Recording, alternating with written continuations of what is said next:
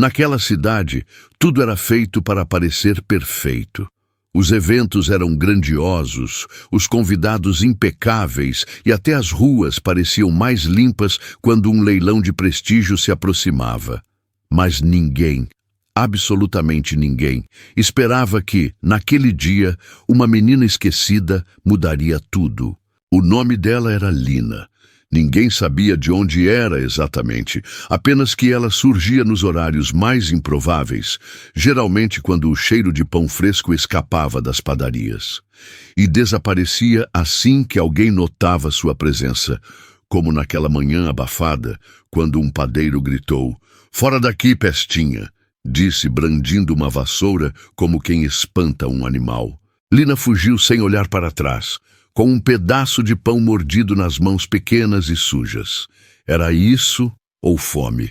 Naquela cidade, todos a conheciam, mas ninguém a via de verdade.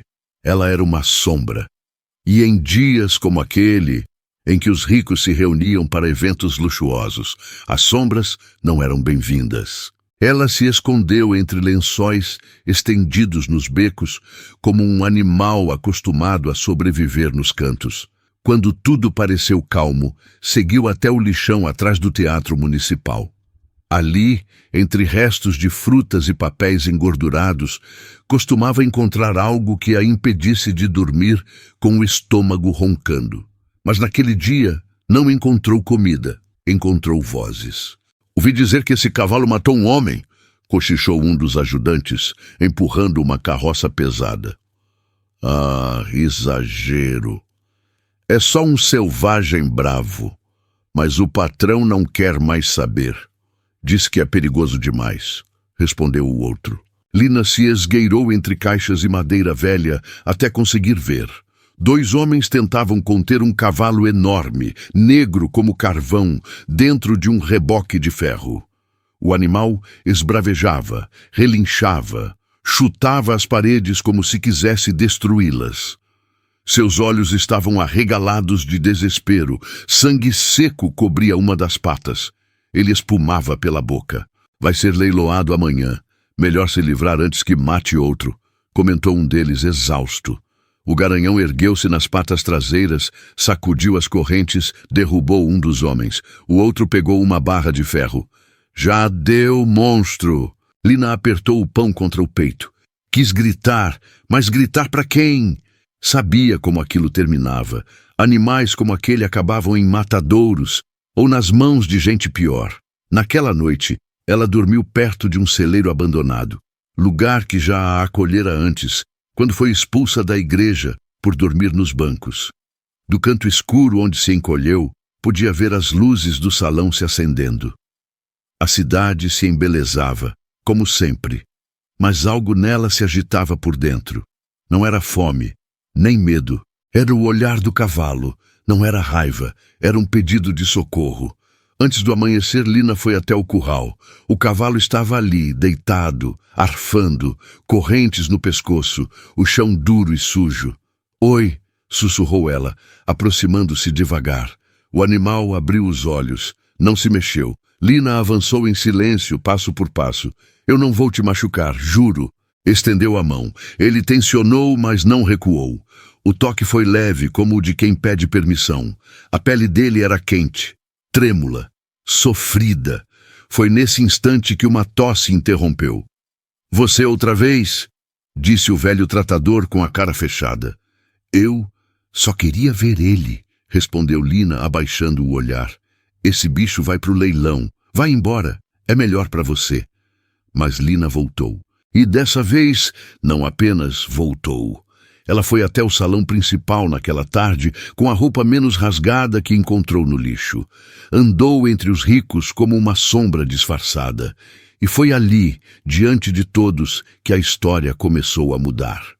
Você também acredita que até as almas feridas têm o poder de curar? Escreva aqui nos comentários o que mais te tocou nesse início e clique no botão de se inscrever para não perder o resto dessa história. O salão do leilão era um espetáculo à parte. Cortinas de veludo, lustres pendurados como cascatas de luz e uma plateia vestida de gala. Os homens exalavam perfume caro e as mulheres abanavam leques de renda enquanto esperavam o grande momento da noite. O sussurro nos corredores era o mesmo. Dizem que o cavalo vai entrar acorrentado. Lina se encolheu atrás de uma coluna lateral. Estava suja, com as bochechas vermelhas pelo calor e vergonha, mas os olhos atentos não piscavam. Todos que passavam por ela torciam o rosto ou se afastavam. Mas ninguém a expulsou. Não sabiam quem era, e para a elite, os invisíveis às vezes passam despercebidos. Então, o leiloeiro subiu ao palco. Vestia um terno cintilante e tinha voz de apresentador de circo. Senhoras e senhores, o momento chegou. A fera indomável da fazenda Monte Verde, o garanhão negro que ninguém jamais conseguiu montar. Portas se abriram. O chão tremeu.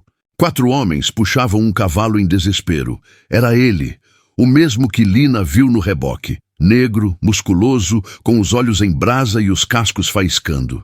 Ele relinchava, se debatia, chutava o ar. A multidão recuou. Algumas mulheres gritaram. O segurança avisou. Mantenham distância. Essa coisa é imprevisível. Mas Lina não pensou. Apenas agiu. Saltou a corda de segurança, correndo como se seu corpo soubesse o que fazer antes da mente entender. Garota, não! Gritaram atrás dela. Mas ela já estava lá, diante da fera. O cavalo parou. Simplesmente parou. O salão emudeceu. O leiloeiro congelou com o microfone na mão. A multidão não respirava. Lina estendeu a mão trêmula. Tocou o focinho do animal com suavidade. E então ele se deitou. Sim, aquele monstro que todos temiam, aquele demônio de 4 patas, se ajoelhou diante da garota que não tinha nem sapatos inteiros. Ela não sorriu, apenas passou a mão na cabeça dele, com um carinho que o mundo já tinha esquecido. O que é isso? Murmurou uma mulher da segunda fila. É a mendiga da praça? Sussurrou outro. Alguém no fundo zombou. A mendiga tem poderes mágicos agora? Risadinhas pipocaram, mas ninguém se atreveu a rir alto. O silêncio ainda dominava o ambiente. O leiloeiro, recuperando a compostura, tentou aproveitar a cena. Um momento único, senhoras e senhores. A fera se rendeu à menina. Quem dá o primeiro lance? Lina recuou a mão. Algo estava errado. O cavalo ainda estava tenso. Respirava forte. Não era paz. Era rendição, era cansaço. E o leilão não parava. 500 reais, gritou um homem elegante. 1000, 2000, só para ver o que ela faz com ele. A plateia ria, mas não era alegria. Era um tipo de crueldade disfarçada de entretenimento. 5.000, berrou uma voz conhecida. Era o senhor Norberto, o poderoso dono da fazenda Monte Verde. Alto de terno claro, bengala nas mãos e um sorriso que cortava. Mas não é para mim, completou. É para ela. O salão explodiu em gargalhadas. Que ela monte agora. Vamos ver se aguenta. É um espetáculo, disse alguém entre aplausos e flashes de câmeras. Lina, imóvel, olhava para o animal. O cavalo virou levemente a cabeça. E pela primeira vez ela viu... Não havia raiva nos olhos dele. Havia apenas um pedido silencioso. Me tira daqui. Vendido, anunciou o leiloeiro levantando as mãos. O animal é da menina. Mais aplausos, mais zombarias. Lina ainda não entendia o que aquilo significava. Só sabia de uma coisa. Eu não tenho dinheiro, murmurou. Não precisa, disse Sr. Norberto rindo. Pode ficar com ele até amanhã. 2 ajudantes vieram. Um deles, mais gentil, a acompanhou. Vamos levá-lo ao estábulo, pelo menos por hoje. E o que ninguém esperava, aconteceu. O cavalo, sem que ninguém puxasse suas rédeas, se levantou e caminhou ao lado de Lina, como um velho cão que finalmente encontrou sua dona. A multidão silenciou de novo. Naquele instante, algo mudou. Se você acredita que conexões verdadeiras não precisam de palavras, escreva nos comentários. Eu também vi o que ninguém viu. E não se esqueça de curtir e se inscrever.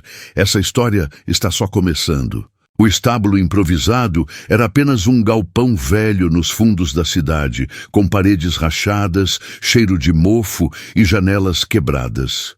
Mas para Lina, aquilo parecia um castelo. Era o único lugar onde ninguém a mandava embora. E agora, onde ela podia guardar algo precioso. Um cavalo que ninguém queria, mas que havia escolhido ficar. Ébano caminhava com ela sem resistência, não com obediência, com confiança. Lina limpou um canto do celeiro com um pano velho. Tirou garrafas quebradas, empurrou pedaços de madeira, espalhou folhas secas para forrar o chão. Arrumou um balde de água. E ali, naquele espaço esquecido, criou o que ela chamou de abrigo, mesmo sem ter o que abrigar além de esperança. Eu não sei o seu nome, disse, sentando ao lado dele, com a respiração ainda descompassada. Mas se vai ficar aqui, precisa de um. O cavalo a encarava com os olhos fixos, atentos, como se compreendesse cada palavra. Vou te chamar de Ébano, porque seu olhar é mais escuro que qualquer coisa que já vi, e mesmo assim eu confio nele. Ébano não relinchou.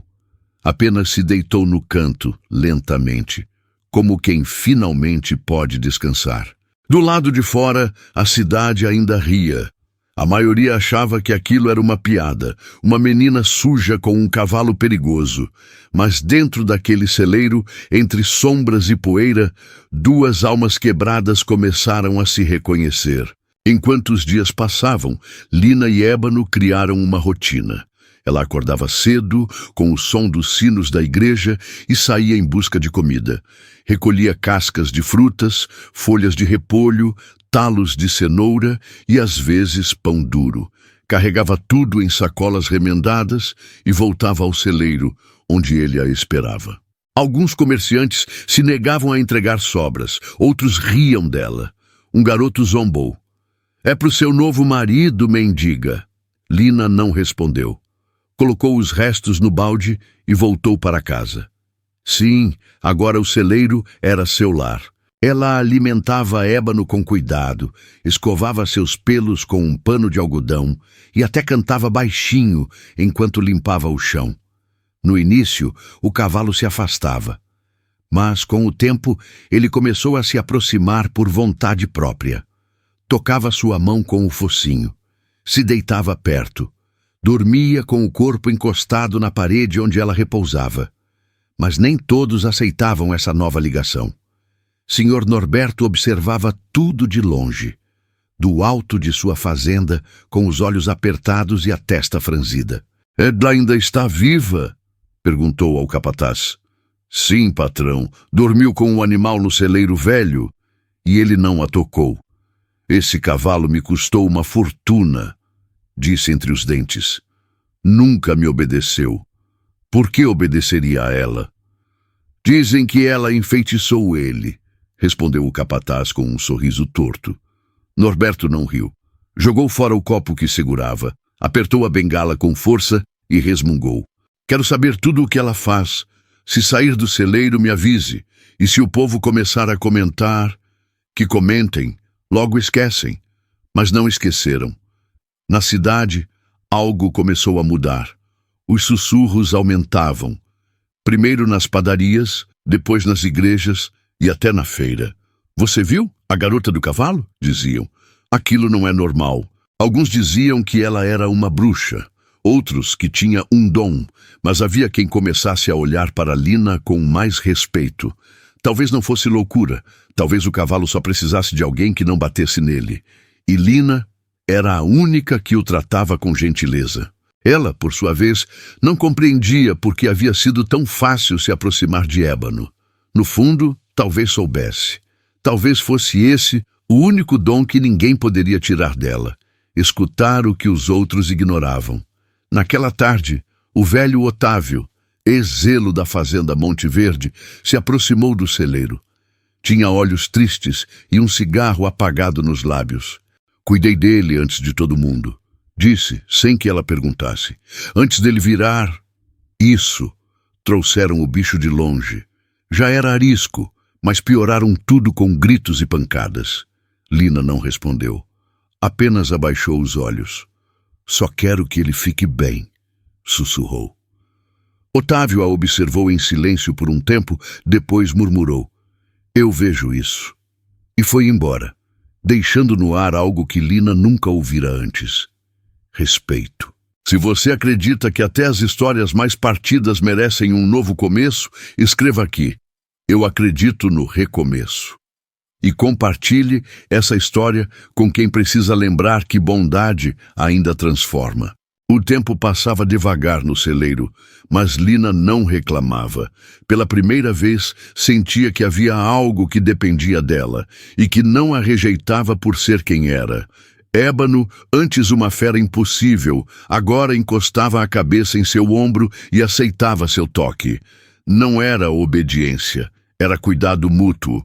Mas do lado de fora, o mundo continuava áspero. Quando Lina saía para recolher comida, os olhares a seguiam, alguns cheios de desprezo, outros de medo. Lá vai a bruxinha e seu cavalo do demônio, diziam. Crianças riam, adultos sussurravam, e os sorrisos se escondiam atrás de janelas fechadas. Numa tarde quente, Lina recolhia folhas e cascas atrás do mercado, quando um grupo de adolescentes se aproximou. Eram 4. Riam alto como se fossem donos das calçadas. E aí, garota do monstro, provocou o maior deles. Como é dormir com um cavalo? Aposto que ele relincha no ouvido dela a noite inteira, zombou o outro. Lina abaixou a cabeça e tentou passar. Mas o primeiro garoto a empurrou com o ombro. Ter um cavalo não te faz melhor. Você continua sendo lixo. Foi quando uma sombra caiu sobre o grupo. Uma voz rouca e firme os interrompeu. Já deu, moleques. Sumam. Era Otávio. Surgiu do nada com as mãos nos bolsos e um cigarro esquecido na orelha. Os garotos recuaram e fugiram murmurando. Lina o olhou desconfiada. Não precisava me ajudar. Talvez não, respondeu ele. Mas às vezes a gente precisa, mesmo sem querer. Acendeu o cigarro com calma. Depois olhou nos olhos dela. Cuidei daquele cavalo quando ele ainda se chamava Sombra. Antes de ser Ébano, antes de tudo, sempre foi desconfiado, mas ele tinha um brilho, até apagarem. Eu só quero que ele volte a brilhar, disse Lina, em voz baixa. Otávio soprou a fumaça devagar. E eu vejo o que você quer, continue. Naquela tarde, ele a seguiu até o celeiro. Entrou em silêncio, como quem entra em um templo. Ébano ficou tenso, mas não atacou. Otávio se aproximou devagar, os olhos sempre baixos. Só olhe. Continue respirando, murmurou. O cavalo abaixou a cabeça, como quem permitia a presença dele. Ele confia em você, garota, disse Otávio. Não estrague isso. Lina não respondeu. Apenas assentiu, e por um instante sentiu que não estava tão sozinha. Mas na cidade a tensão crescia, os boatos aumentavam, e os rostos se fechavam ainda mais. Numa manhã abafada, uma senhora atravessou a rua ao vê-la. Um vendedor de frutas se recusou a dar as cascas. Tire essa besta daqui, disse, sem nem olhar para ela. Ele não machuca, tentou explicar Lina. Já falei, vai embora. Ela abaixou os olhos e continuou andando. Ébano a seguia sem corda como sempre. Onde ela ia, ele ia. Mas a cada esquina, o mundo parecia mais contra eles. Lina lembrava dos dias no orfanato, de quando ninguém a escutava, de quando via crianças serem maltratadas e nada podia fazer, de quando gritar só fazia os adultos mandarem calar. E agora, mesmo tendo provas de que Ébano era diferente, ela via o mesmo padrão, a mesma surdez, o mesmo preconceito. Mas do celeiro havia paz. Quando limpava uma ferida antiga na pata dele, Lina fazia com cuidado, usava um pedaço de pano embebido em água e falava com ele como se fosse uma criança machucada. Eu sei que dói, mas vai passar, eu prometo. Ébano não se mexia, apenas a observava. E então, numa noite qualquer, ele fez algo que mudou tudo. Lina retirava com calma um espinho preso entre os cascos dele. Quando o sangue escorreu, ela recuou, esperando um coice ou um relincho de dor. Mas Ébano apenas baixou a cabeça e tocou sua testa com a dele. Foi um gesto mínimo. Mas para Lina, foi como se o mundo inteiro tivesse parado. Somos dois quebrados, sussurrou ela. Mas estamos quebrados juntos. A partir daquele dia, algo mudou. Ébano começou a segui-la mesmo sem motivo. Quando ela se levantava, ele se levantava. Quando comia, ele a observava. Quando dormia, ele ficava de pé, vigiando como um guardião silencioso. Eles não eram mais apenas uma menina e um cavalo. Eram refúgio um do outro. Você também acredita que mesmo as feridas podem virar pontes? Comente aqui. Eu acredito no poder da conexão. E envie essa história para alguém que ainda acredita na força dos laços verdadeiros. Quanto mais o vínculo entre Lina e Ébano se fortalecia, mais a cidade os olhava com desconfiança. Já não era só estranhamento, era hostilidade. Uma carta anônima chegou à prefeitura. Esse animal é perigoso. A menina está usando ele para algo estranho. Se não fizerem nada, alguém vai se machucar. Depois não digam que não avisamos. Era o que bastava para acender o pavio da desconfiança. No dia seguinte, o boato mais perigoso começou a circular pelas praças, tabernas e feiras. Dizem que o cavalo empurrou o filho do Sr. Norberto de cima de um muro. E quem você acha que treinou o animal? A órfã. Ela o controla. Lina não entendia. Ébano nunca se afastava do celeiro. Ela podia provar, mas não bastava ser inocente. Bastava ser diferente para virar alvo. Aos domingos, a fazenda Monte Verde abria seus portões para celebrar o aniversário do filho mais novo de Sr. Norberto. Era tradição. Corridas de cavalo, churrasco e música. Só os convidados podiam entrar. O resto da cidade assistia de longe, atrás das cercas. Lina não pretendia se aproximar. Passou o dia escovando ébano com folhas macias e conversando com ele como fazia todos os dias. Se você fosse uma pessoa, eu te colocava um chapéu de festa, disse com um sorriso discreto. Ébano não relinchou, mas seus olhos tinham brilho. Pela primeira vez, pareciam tranquilos, mas no coração da fazenda, a tensão aumentava. O filho do patrão, um adolescente arrogante chamado Renan, montava um cavalo branco. Queria impressionar, queria aplausos. Fez uma curva veloz demais no gramado molhado e caiu. O impacto foi seco, cabeça na pedra. O silêncio congelou a festa. «Chama o médico!» gritou alguém.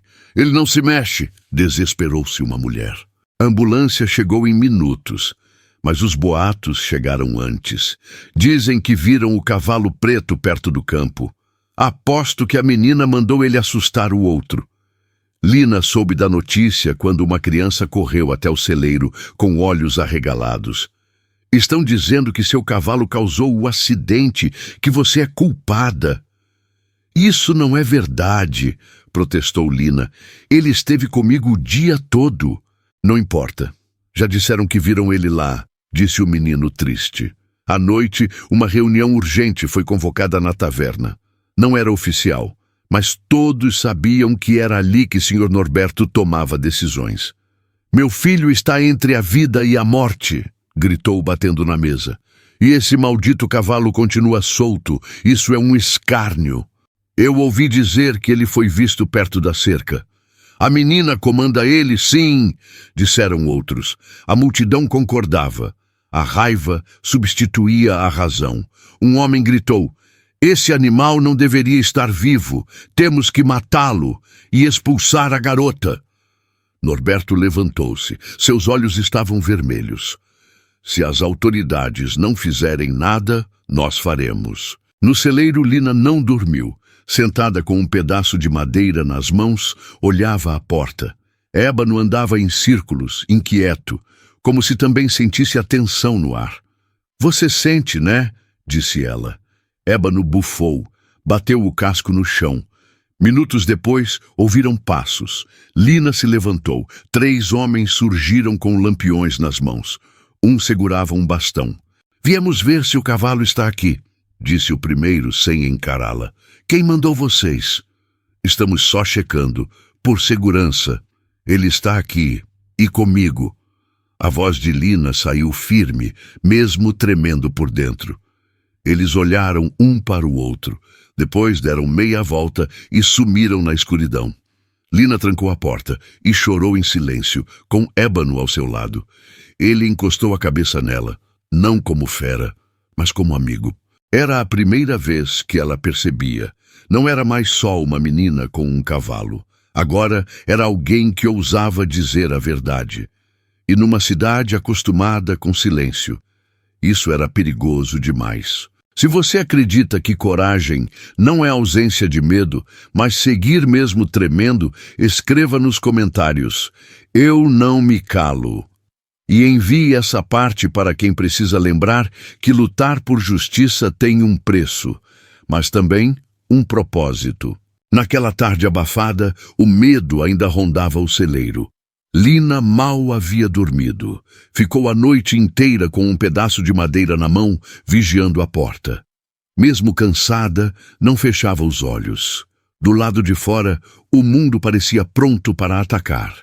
Mas ali dentro, entre paredes tortas e o cheiro de feno velho, ela se sentia em casa. Ébano dormia, mas mesmo assim parecia alerta. Orelhas sempre voltadas para os sons lá fora. Um guardião cansado, mas firme. Lina queria fazer algo. Queria provar a inocência de Ébano.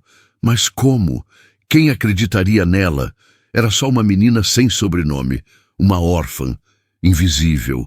Mas então, enquanto procurava uma corda velha para consertar o bebedouro quebrado, algo aconteceu. No fundo do celeiro, empurrou uma caixa podre e ouviu a madeira ranger. Por trás dela, escondida entre vigas, encontrou uma caixinha menor, pregos enferrujados e coberta de teias. Estava quase se desfazendo. Mas dentro havia algo mais resistente que o tempo, um caderno. Lina o pegou com as mãos trêmulas. A capa estava rasgada, mas o nome ainda era legível. J. Norberto. Abriu a primeira página. Era um monte de números, datas, valores. Parecia contabilidade. Mas conforme folheava, os olhos dela foram se arregalando. Ali estavam descritas apostas clandestinas, castigos contra animais e nomes, muitos nomes riscados. Corrida clandestina, Garanhão Preto versus Égua de Dom Soares. Soltamos o cachorro antes da largada. 200 pagos por Julian. Ele quer ver sangue. Julian, o filho de Sr. Norberto, o mesmo que agora estava no hospital. As páginas seguintes eram ainda piores. Castigos como privação de água por dias, barulho alto e constante para enlouquecer os cavalos.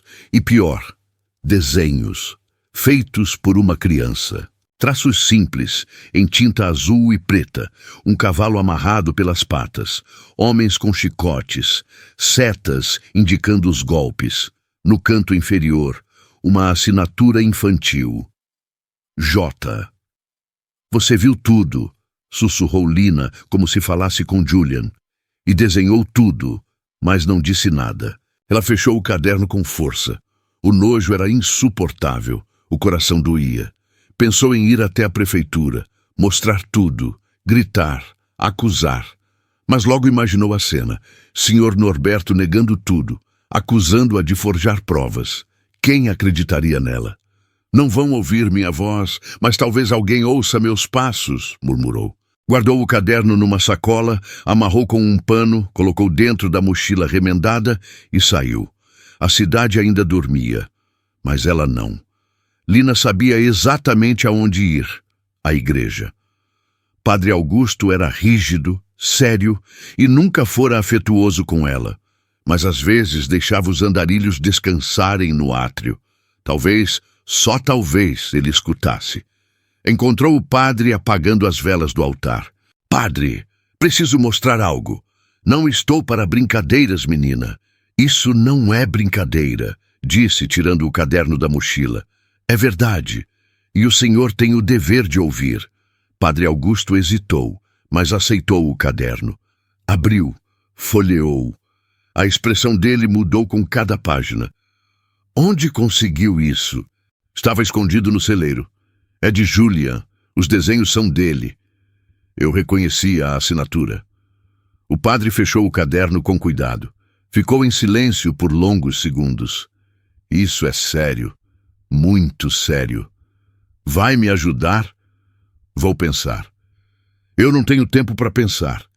Eles querem matar o Ébano. Já tentaram antes. Padre Augusto esfregou o rosto. Não posso enfrentar o Sr. Norberto só com isso. Mas talvez, se isso vazar, se chegar à imprensa... Ele não disse mais nada. Lina entendeu. Pegou o caderno de volta, colocou na mochila e saiu correndo. Atrás dela, o padre acendeu mais uma vela. Não sabia se rezava por ela ou pelo que viria depois. Se você acredita que verdades enterradas merecem ser escutadas, escreva aqui nos comentários: não vou me calar. E compartilhe esse capítulo com quem precisa saber que até uma menina esquecida pode carregar o poder de mudar tudo. Com o caderno apertado contra o peito, Lina corria pelas ruas desertas como se carregasse algo explosivo. E, de certa forma, era exatamente isso. Aquilo não era só papel e tinta, era uma bomba prestes a estourar no coração de uma cidade que fingia não ver. Sabia que andar sozinha naquela hora era arriscado. Mas algo queimava dentro dela. Raiva, urgência, medo. Medo não por ela, mas por Ébano. Ele não tinha voz. E por isso ela precisava ser mais do que menina. Precisava ser coragem. Chegou à porta de uma casa sobre uma oficina antiga. Ali morava Ernesto, o dono da gráfica e do jornal local. Um homem de poucos amigos, olhos fundos e voz áspera. Mas, acima de tudo, curioso por natureza. Bateu 3 vezes. Por favor, sussurrou. Nada. Bateu com mais força. Luzes acesas, passos no andar de cima. Quem diabo está incomodando a essa hora? Resmungou alguém. A porta se abriu pela metade. Um rosto mal barbeado apareceu entre as frestas. Ernesto a olhou dos pés à cabeça. Você é a da história com o cavalo. Eu sou. E preciso que publique isso. Ela estendeu o caderno. O jornalista hesitou. Depois abriu a porta por completo e deixou que ela entrasse. Lina se sentou numa cadeira dura. Ernesto examinava o caderno página por página. Sua testa franzia cada vez mais. Os olhos percorriam os desenhos, os nomes, as anotações. Isso é pesado. É real. Você sabe o que acontece se eu publicar isso sem confirmação? Eles me processam, fecham minha gráfica, quebram minhas janelas. E se você não publicar, eles vão matar ele. E tudo isso vai ser enterrado. Ela apontou o caderno com firmeza. Ernesto fechou o caderno com um suspiro cansado. Tem testemunhas? Não. Mas os desenhos são de Julian. Ele estava lá. Ele viu tudo. O silêncio caiu entre os dois. Só o som do relógio na parede preenchia a sala. Vou fazer algumas ligações amanhã cedo. Tem um repórter da capital investigando maus tratos a animais. Talvez ele queira vir. Quanto tempo? 1 ou 2 dias. Talvez mais. Você pode manter isso em segredo? Lina apertou os lábios decidida. Eu não vou contar a ninguém. Saiu da casa com o céu ainda escuro. No peito não havia alívio, só um buraco fundo de incerteza. Fez a coisa certa, sabia disso. Mas falar tem um preço, e ela conhecia bem esse custo. Lembrou-se das vezes no orfanato em que gritou por justiça, e ninguém ouviu. Das crianças que apanhavam, das noites em que quis fugir, mas ficou. Porque ninguém ouvia órfãos, ninguém ouvia meninas, e agora talvez ainda não ouvissem. Naquela noite deitou-se ao lado de Ébano e disse baixinho: desta vez eu não vou me calar. Desta vez alguém vai ter que me escutar. Na manhã seguinte, a cidade acordou igual. Carroças passando, padeiros assando pão, comerciantes abrindo as portas. Mas para Lina, o relógio tinha começado a correr. À tarde, enquanto recolhia feno perto do canal, 2 homens se aproximaram. Usavam roupas comuns, mas os olhos denunciavam outro tom. "É você que anda falando do Sr. Norberto?" Lina se ergueu devagar. Não recuou. "Eu só falo o que é verdade." Um deles riu, mas não havia humor no sorriso. "Então cuide bem do seu cavalo, porque se alguma coisa acontecer com ele, não vai ser acidente." Ela não respondeu. Apenas pegou o feno e voltou para o celeiro. Os passos mais pesados, a respiração mais curta. Dentro do abrigo, Ébano farejava o ar. Inquieto. "Você sente, né?" disse ela. Ele bufou, encostou o focinho em sua mão. Lina pegou o caderno, enrolou-o em um pano e o escondeu sob uma laje solta no canto escuro do celeiro. Enterrou com cuidado, como quem guarda um tesouro. "Se alguma coisa acontecer comigo, alguém vai encontrar. Eu prometo." Ela não dormiu aquela noite. Ficou sentada, vigiando a porta, segurando uma barra de ferro com as mãos pequenas, mas firmes. Ela não era mais só uma menina com um cavalo. Agora era alguém que ousava contar uma história que muitos queriam enterrar. Se você acredita que a verdade só muda o mundo quando alguém tem coragem de contá-la, escreva nos comentários. A verdade vai vencer. E envie essa parte para quem precisa lembrar que justiça começa com um passo, mesmo se ele for solitário. O dia amanheceu com um ruído estranho. Não era o som dos galos, nem o ranger das carroças. Era um murmúrio. Um sussurro inquieto que percorria as ruas, subia pelas janelas, batia nas portas e ecoava nos becos. Lina sentiu o peso do ar antes mesmo de abrir os olhos. Algo estava diferente. Ébano estava de pé, parado diante da porta do celeiro, com as orelhas atentas, o focinho voltado para a estrada. Então, ouviram-se os motores. Não era um só. Eram vários. Uma caravana de caminhonetes brancas descia a colina em direção à fazenda Monte Verde. Viajavam em linha reta, com propósito. Nas portas, logotipos que Lina jamais imaginou ver tão perto. Agência Nacional de Proteção Animal, Rede de Jornalismo Investigativo, TV Capital. A cidade acordou em peso. Rostos apareciam pelas janelas, cobertos de cobertores. Crianças de colo. Homens de roupão, todos observavam em silêncio, tentando entender. "Quem chamou?" sussurrou alguém. "O que está acontecendo?" As caminhonetes pararam diante da entrada da propriedade. Portas se abriram ao mesmo tempo. De uma delas, desceu uma mulher com uma pasta de couro nas mãos. Tinha cabelos grisalhos, olhar firme e passos decididos. Atrás dela, um cinegrafista. Ao lado, um policial estadual. O mordomo correu, ofegante. "Vocês não têm permissão para entrar." A mulher ergueu o documento. "Temos, sim, mandado judicial. Investigamos denúncias de maus tratos a animais, apostas ilegais e práticas abusivas em território privado." O cinegrafista registrava tudo. Sr. Norberto surgiu minutos depois, furioso. "Isso é um absurdo. Minha família sustenta esta cidade há gerações." O policial manteve a calma, estendeu a folha impressa. "O nome do seu filho aparece em um caderno com provas. Ele mesmo confirmou, ainda no hospital, que viu tudo acontecer."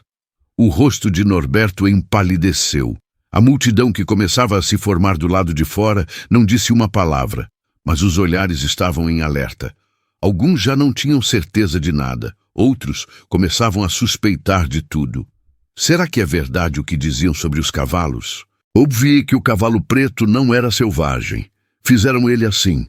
E a menina, a da praça. Enquanto isso, dentro da fazenda, os agentes começavam a revistar os currais. As câmeras gravavam gaiolas enferrujadas, cordas com marcas escuras, pregos nas paredes, funis de alimentação forçada. Atrás de um saco de ração mofada, encontraram um baú com maços de dinheiro, cadernos antigos e um diário quase idêntico ao que Lina havia mostrado ao jornalista. O escândalo estava oficialmente ao ar livre. No velho celeiro, Lina ouviu tudo pelo rádio portátil de Otávio. A frequência local transmitia os detalhes com emoção contida. Atrás de um saco de ração mofada, encontraram um baú com maços de dinheiro, cadernos antigos e um diário quase idêntico ao que Lina havia mostrado ao jornalista. O escândalo estava oficialmente ao ar livre. No velho celeiro, Lina ouviu tudo pelo rádio portátil de Otávio. A frequência local transmitia os detalhes com emoção contida. Ela respirou fundo, o corpo tremia. Não era alegria, era tensão. Porque quando a verdade aparece, o medo não some, ele muda de forma. "Vão vir atrás de mim", disse. Otávio a encarou. "Os bons, os maus, todos, porque agora você é símbolo. E símbolos incomodam." Horas depois, um jornalista apareceu no celeiro, microfone na mão, câmera ao lado. "Você é a Lina?" Ela hesitou. "Podemos gravar uma declaração?" Lina pensou em dizer não, em se esconder de novo, em correr, mas lembrou das vezes em que quis falar e não pôde, das vezes em que ninguém escutou, das marcas que viu e não conseguiu apagar. "Pode, mas não é por mim." Ela se virou e a câmera captou Ébano, parado, imponente, vivo. As imagens correram o país em horas. A menina órfã, o cavalo negro, o caderno esquecido, os desenhos do filho do patrão. Era como uma fábula moderna, real demais para ser ignorada. Se você acredita que histórias verdadeiras podem derrubar muros de silêncio, comente "A verdade liberta." E compartilhe essa parte com quem precisa lembrar que a justiça pode começar com um só passo e uma só voz. A foto não precisava de legenda. Lina, sentada no chão de terra batida do celeiro, pernas cruzadas, acariciava a testa de Ébano. O cavalo estava deitado, exausto, com a cabeça apoiada no colo dela. Mas não era só o gesto que tornava a imagem inesquecível. Era o que havia atrás, uma multidão. Na entrada do celeiro, dezenas de pessoas observavam em completo silêncio. Ricos, comerciantes, vizinhos que antes a evitavam. Alguns com a boca entreaberta, outros com os olhos marejados. Ninguém falava, todos apenas viam. A jornalista que registrou a cena postou com uma única palavra: humanidade. Em menos de uma hora, a imagem se espalhou. ONGs de proteção animal, artistas, professores, pais, desconhecidos, comentários emocionados brotavam em todos os idiomas. Isso me fez chorar. Como é possível que tanta dignidade venha dos mais esquecidos? Precisamos de mais Linas e mais Ébanos. Jornais de outros estados chegaram à cidade. Alguns queriam entrevistar Lina. Outros só queriam ver Ébano com os próprios olhos. Ela não falava muito. "Não fiz isso para que me vissem", disse com a voz baixa. "Fiz para que finalmente o vissem." Sr. Norberto, ao ver a imagem estampada no noticiário nacional, bateu a bengala na mesa e quebrou um copo. "Quem tirou essa foto? Quem deixou entrarem na minha propriedade?" Seu advogado limpou os cacos, nervoso. "Não foi na sua propriedade. Foi no celeiro velho, fora dos limites da fazenda. Aquela pirralha está nos destruindo", gritou ele. Mas já não era apenas uma menina. Era símbolo. Renan, o filho de Norberto, ainda no hospital com o braço engessado, deu uma entrevista curta em voz baixa. "Sim, eu desenhei aquilo. Sim, eu vi o que fizeram com os cavalos. Eu não sabia que era errado, até ver nos olhos dele naquela noite." Dias depois, Lina recebeu uma caixa sem remetente. Dentro havia um cobertor novo, um saco de aveia e um bilhete escrito à mão. "Não te conhecemos, mas acreditamos em você. Obrigado por não ter se calado." Assinado com um desenho infantil. Uma menina montada num cavalo preto, feito com giz de cera. Ela chorou, em silêncio, abraçada a Ébano. Otávio apareceu pouco depois, com seu andar lento e os olhos semicerrados. Não somos mais invisíveis, né? Comentou Lina, enxugando o rosto. O velho assentiu, mas não sorriu. Isso também tem um preço, menina. Prepara-se. Na cidade, a mudança já começava. Uma fundação de bem-estar animal entrou em contato. Disseram que viram a foto, que leram os relatórios, que acompanharam tudo. Não queremos só ajudar, queremos que esse cavalo viva em liberdade e que essa menina nunca mais viva nas sombras. No dia seguinte, pouco antes do pôr do sol, um jornalista freelance, acostumado a cobrir guerras e tragédias, chegou ao celeiro. Ele não pediu entrevista, não fez perguntas, apenas ajoelhou, encostou a câmera no chão e tirou uma foto. Lina dormia, encolhida, com a cabeça apoiada no pescoço de ébano. O cavalo tranquilo, livre, sem medo. A legenda ele escolheu na hora. É assim que a esperança se parece. A imagem rodou o mundo. Virou capa de revista, estampa de campanha contra maus tratos, papel de parede de celulares. Mas para Lina, nada disso importava. O que importava era que, ao passar pela praça, algumas pessoas a cumprimentavam, outras abaixavam os olhos. E pela primeira vez, os mais corajosos sorriam. Ela nunca quis aplausos, só justiça. E sem perceber, tinha dado ao mundo algo que ele estava esquecendo: a capacidade de voltar a acreditar. Se essa história tocou o seu coração, escreva: eu ainda acredito na esperança. E compartilhe com quem precisa lembrar que até os invisíveis podem mudar tudo quando são vistos de verdade. O barulho dos pregos batendo na madeira era constante. Um som simples, mas que para Lina parecia uma melodia nova, uma canção de recomeço. Ela passava horas ajudando os voluntários a erguerem o que um dia ela nunca ousou sonhar. Um abrigo, pequeno, sem luxo, mas cheio de propósito.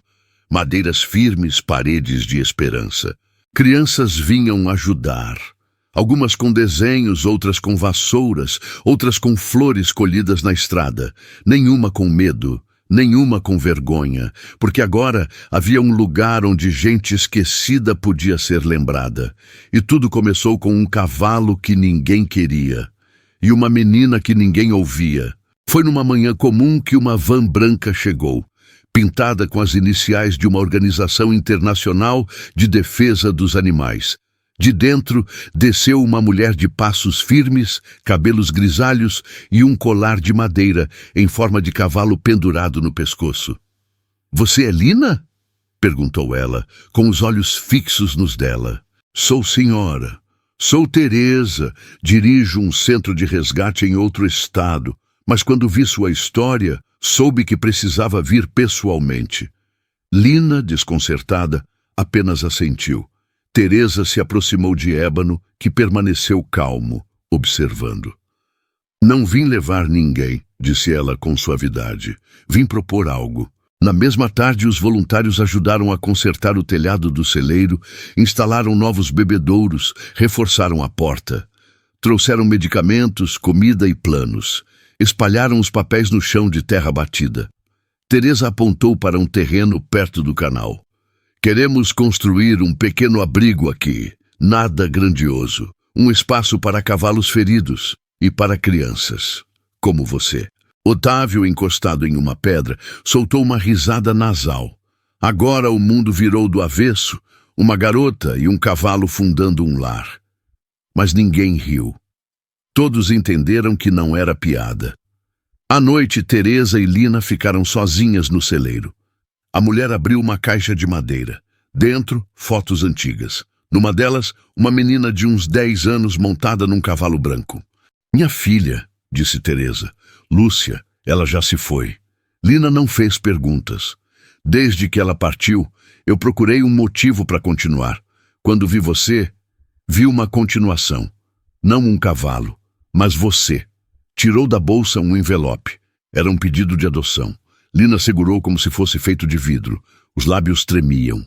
Teresa apontou para Ébano. — Oh, se ele aprovar, eu também. O cavalo se aproximou, Tocou Lina com o focinho e depois com o corpo inteiro. A decisão estava tomada. Semanas depois, o abrigo começou a ser erguido de verdade. Madeira, ferramentas, amor. Como vai se chamar o lugar? Perguntou uma das crianças. Lina olhou para Ébano, depois para o horizonte. Refúgio dos corajosos. Otávio, encostado em sua bengala, assentiu. Nem todo animal selvagem precisa de gaiola. Alguns só precisam ser ouvidos. Com o tempo, Ébano deixou de ser o cavalo perigoso. Virou símbolo de redenção. A fama passou. Os jornalistas se foram. Mas a cidade mudou. Lina, com o coração ainda remendado, era agora mais que uma garota invisível. Era protetora. Era voz. Era casa. Certa tarde esculpiu uma placa de madeira. Com mãos trêmulas, mas firmes. Pregou sobre a entrada do celeiro. Resgate, dizia. Otávio se aproximou, leu em voz alta e perguntou. E você, como vai se chamar agora? Lina olhou para ele. Eu continuo sendo Lina. Se ele ficou comigo quando eu não era ninguém, então eu também fico com quem eu era. Otávio assentiu. Alguns cavalos nunca se deixam montar. Não por medo, mas porque entenderam que a liberdade vale mais que a obediência. Eles merecem respeito, não dominação. Lina se ajoelhou ao lado de Ébano e encostou a testa na lateral dele. Ele está aqui porque escolheu ficar, não porque eu prendi. Naquela tarde, um grupo de crianças bateu à porta. Podemos ver ele? Perguntaram com folhas e cenouras nas mãos. Lina olhou para Ébano. Ele não se moveu, apenas esperou. Ela assentiu. As crianças entraram devagar, sentaram-se ao redor. É verdade que quase o mataram? Perguntou uma. Sim, respondeu Lina, mas ele decidiu viver. Outra criança levantou a mão. E por que ele não foi embora? Lina olhou para Ébano e respondeu. Porque dessa vez ele sabia que alguém o esperava. E naquela noite alguém deixou uma flor selvagem na porta do celeiro. No dia seguinte, outra e outra, sem bilhetes, sem assinaturas, apenas respeito. Se essa história te emocionou, escreva nos comentários. Coragem também é lar. E compartilhe com quem precisa lembrar que até uma menina e um cavalo esquecidos podem construir um refúgio onde ninguém mais precise fugir.